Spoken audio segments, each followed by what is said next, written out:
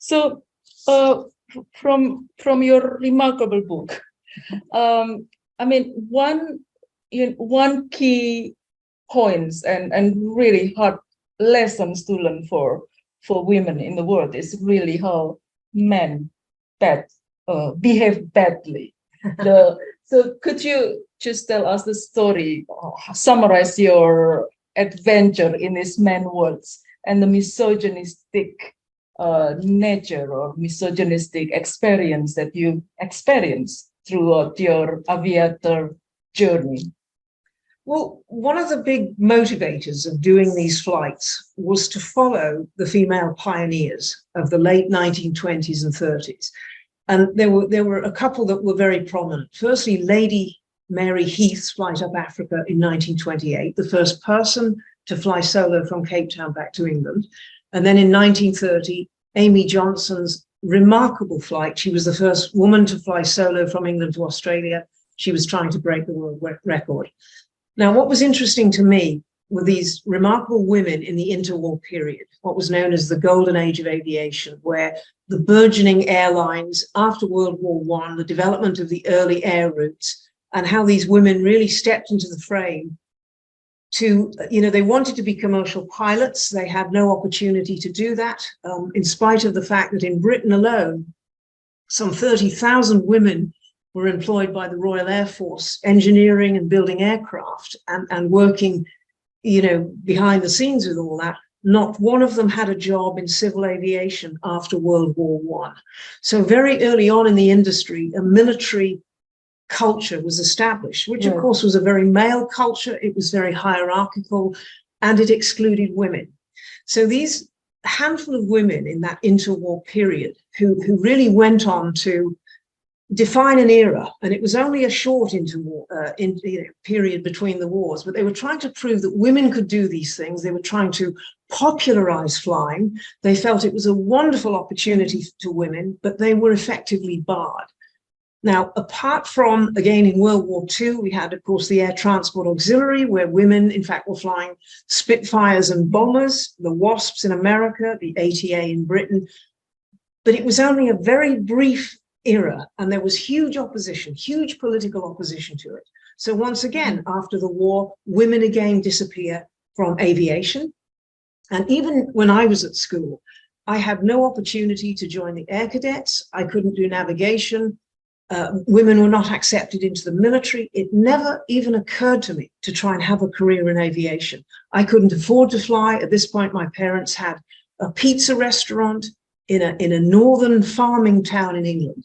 And we had, it was a very modest background. I couldn't afford to do it. And so it just never occurred to me. So it's amazing how you find a way to do things. And I didn't understand at that point how the prejudice actually worked and how I was blocked from it. I didn't really understand it then. It came to me by degrees, but as I flew these airplanes and as I, wind the clock on 25 years, as I was doing these expeditions, I became deeply immersed in these women's lives and what they were up against. So not only were they doing these amazing flights, they were doing it in the face of enormous hostility and adversity. Now, I'd like to say that this doesn't exist anymore in the 21st century, but that was not my experience. Now, mine was a little different, but ironically, it still involved a military element, and one of the problems I had, in fact, somebody who we employed in the Africa flight who was really our logistics manager, chose to sort of pursue a personal agenda. Now, we had an awful lot of problems in Africa because of the poor logistics. And this became a real issue of safety and security and just huge conflict within the crew and how it just drained so much energy, again, trying to deal with this. So whatever the issues, the challenges of the flight in Africa, it was ironic that the biggest challenge was within the crew and one person who was ex-military who really let us down badly. Now, this became really a personal agenda, but as we know this era of internet and social media and how these platforms can be weaponized against a person. So he really chose to enact a personal vendetta against me. But it was significant, I felt, that he was ex-military and was able to use his own connections and networks and hierarchy. So all of that still prevails to this day. We talk about the patriarchy and how this works against women. And it's about the imbalance of power. So I personally encountered this. So again, it's part of the story. But Yes. I must say, even though, there were some really, really traumatic moments as I was fighting, the media, as these hit national headlines in Britain, but it's in my story. And I had, in fact, great fun writing one of the final chapters, which is called Men Behaving Badly. Yes. And it was, I'm not going to preempt the story with that. No, but also then you followed this chapter of men behaving badly with spirit of victory and triumph over adversity. So I suppose that how did you deal with this misogynistic behavior beside your determination just to move forward? Did you use different way of diplomacy? Being a woman, usually women are great in diplomacy, isn't it? I diplomacy. I wish I had more diplomacy, really, but I'm a pretty straight, blunt speaker, I think. Right. But no, it was very, very hard at times, and I felt it was grotesquely unfair. I wasn't trying to break any records here. I was trying to spotlight the huge historic contribution that women have made to a very, very male-dominated industry. And I felt very strongly that women have been very underrepresented, under-acknowledged historically.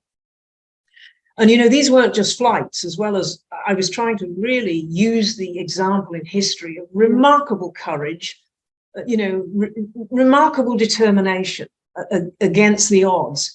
And to take this message across the world. So again, with Boeing, with the British government, with some of the support we had, and in fact, all the countries I was being hosted by, to build an outreach program, to get access to colleges, conferences, to get access to women and young women, particularly in schools, to tell them about the risks that these women had taken, the challenges they were up against, and how they, did they prevail? I'm not sure they did prevail because, as I said, there's only still 5% of commercial pilots that are women, which to me is a shocking statistic.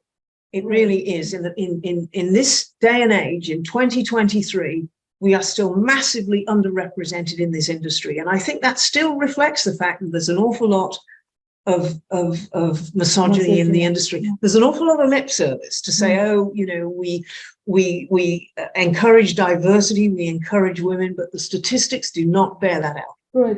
So during the launch of your book in London, we met your friend from Boeing, a lady manager from Boeing who is responsible for training and she flew all over the world, including Indonesia, of course. And she did mention that the percentage of 5% actually is rather higher in India, isn't it? India has highest percentage of women pilots or something. Certainly with one of their airlines, Indigo, they have something like 12% of their pilots are women, which is a fantastic result. Yes. Given that India has one of the worst human rights records for how women are treated in that society. And I made really India the kind of centerpiece of the flight because it was really halfway, and of course because of England's historical involvement with India. But I wanted to make that one, and I had Indian insurance. I had GIC Re, who's one of the biggest global reinsurers in the world. They came on board as part of the sponsorship. So I wanted to really make that a showcase of the flight.